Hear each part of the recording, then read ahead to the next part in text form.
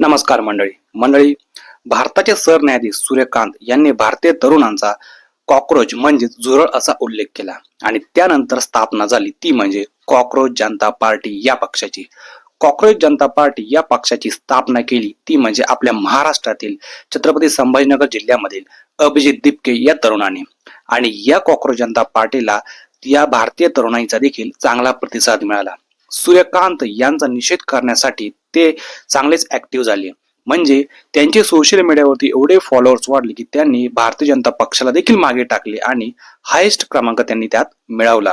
एवढ्या या पक्षाला चांगला प्रतिसाद देखील भेटला.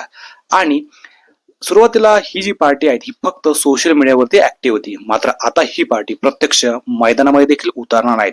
म्हणजेच येत्या 6 जून रोजी या पक्षाचे प्रमुख जे आहेत अभिजित दिपके हे भारतामध्ये येणार आहेत व दिल्लीमध्ये ते मोठं आंदोलन देखील करणार आहे.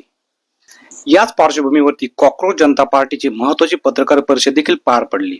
कॉक्रोच जनता पार्टीचे महत्वाचे प्रवक्ते सौरव दास यांनी जो अजेंडा आहे 6 जून रोजीचे आंदोलन होणार आहेत त्याबद्दल आपलं मत व्यक्त केलं. त्यांनी असं देखील सांगितलं की पक्ष व झेंडा बाजूला ठेवून सर्वांनी या आंदोलनामध्ये सहभागी व्हा असं देखील आवाहन त्यांनी सर्व तरुणाईला व लोकांना केलेलं आहे. पुढे सौरवदास असं देखील म्हणाले की कॉक्रोच जनता पार्टी ही तरुणांची चळवळ आहे आणि या चळवळीला मोठ्या प्रमाणामध्ये आम्हाला पाठिंबा व सपोर्ट भेटत आहेत. 6 जून रोजी अभिजित दिपके हे दिल्ली विमानतळावरती येणार आहेत. त्यांना पिकअप देखील आम्ही करणार आहोत. त्यानंतर आम्ही पोलीस स्टेशन मध्ये जाऊन या पूर्ण आंदोलनाची आम्ही परमिशन देखील घेणार आहोत. सर्व कायदेशीर मार्गाने आम्ही हे आंदोलन करू व अभिजित दिपके यांनी असं देखील सांगितलं आहे की पूर्ण शांततेत हे आंदोलन उभं करायचं आहे. आता या आंदोलनाला किती लोकांचा पाठिंबा मिळणार हे बघणं महत्वाचं ठरणार आहे. तर तुम्हाला या सर्व गोष्टींबद्दल काय वाटतं नक्की आम्हाला तुमचं मत कमेंटच्या माध्यमातून व्यक्त करा.